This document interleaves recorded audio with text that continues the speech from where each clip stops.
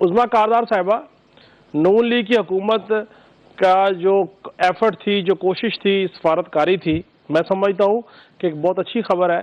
جہاں اتنی نیگیٹو باتیں ہو رہی تھیں، پروپیگنڈا ہو رہا تھا کہ بائیڈن صاحب کا خط آ گیا شہباز شریف صاحب کو، اور انہوں نے تعلقات کے اوپر بھی بات کی، ترقی کے اوپر بھی بات کی، شعبہ جات پہ بھی بات کی، اور خاص طور پر انہوں نے کہا کہ دو ممالک کی جو عوام ہے وہ آپس میں بہت قریب ہیں اور اس رشتے کو مزید مستحکم ہوگا. یہ رشتہ کیسے دیکھ رہی ہیں اس کو؟ یہ اچھا سائن ہے ایک سفارتکاری کا. For inviting me. پہلے تو میں آپ کے انٹرو کو اپریشیٹ کرنا چاہوں گی. بہت آپ نے اچھی باتیں، بہترین باتیں کی. پاکستان کے جو ایک مفاد میں بات ہوتی ہے آپ نے وہ کی. ہم سب پاکستانی ہیں اور ہم سب کی سوچ پازیٹیو ہونی چاہیے. ہماری ریڈ لائن پاکستان ہونا چاہیے. ہمیں اپنی ذاتی جو سیاست ہے اس کو پس پشت رکھ کے اب صرف پاکستان کے لیے آگے بڑھنا ہے، اور اس کے لیے جو بھی قربانی دینی پڑے ہمیں دینی پڑے گی. میں بالکل اپریشیٹ کرنا چاہوں گی آپ کی جو مہمان ہیں شائستہ، انہوں نے بھی بائیڈن کے خط کو انہوں نے سراہا. یہ ان کی بڑی ایک فراخ دلی ہے، اور میرے خیال میں اگر یہی سوچ اور یہی رویہ سنی اتحاد جو ہے اپنا لے تو میرے خیال میں ملک جو ہے وہ آگے بڑھنا شروع ہو جائے گا. اور یہ جو سیاسی انتشار جس کا ہم شکار ہیں، اور یہ جو پولرائزیشن ہے، یہ جو نفرتیں ہیں، یہ بہت حد تک جو ہیں وہ ختم ہونی شروع ہو جائیں گی.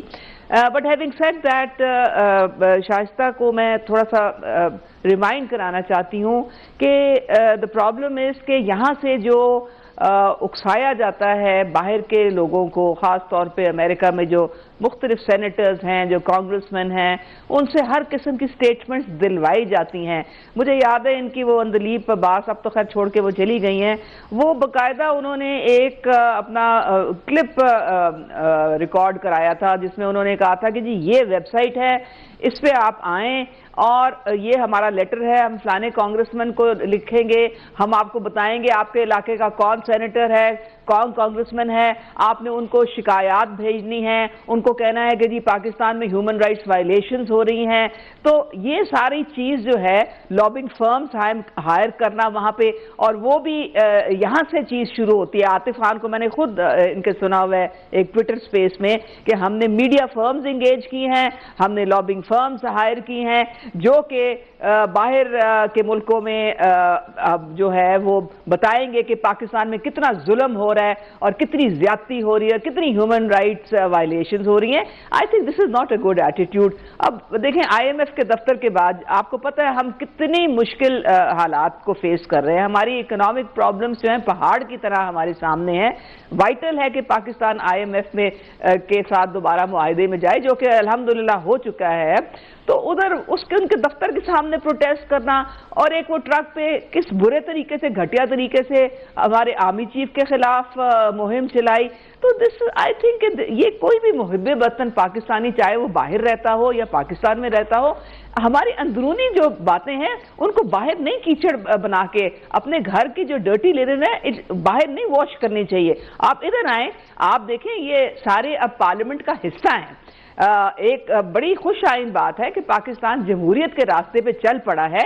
اسی لیے بائیڈن صاحب کا جو خط ابھی آیا، اور اس سے پہلے میرے خیال میں ڈونلڈ لو صاحب کا جو بیان تھا وہ بھی میرے خیال میں اس کے بعد کوئی گنجائش نہیں رہتی کہ جو ایک سائفر کے ساتھ کھلواڑ کیا گیا، let's play with the cipher, ہم نے سب نے وہ خود سنا اپنے کانوں سے جو اعظم خان کے ساتھ جو گفتگو ہوئی تھی.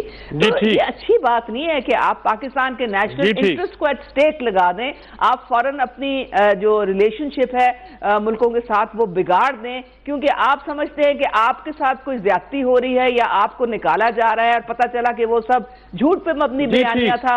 تو میرے خیال میں یہ اس باتوں سے اب گریز کرنا چاہیے، اب آگے کی طرف سوچنا چاہیے. یہ اسمبلیوں میں بیٹھے ہوئے ہیں، ان کی بہت بڑی تعداد آئی ہے، نیشنل میں بھی، پروونسز میں بھی، وہاں سے بیٹھ کے اب سسٹم کے ساتھ آگے چلیں.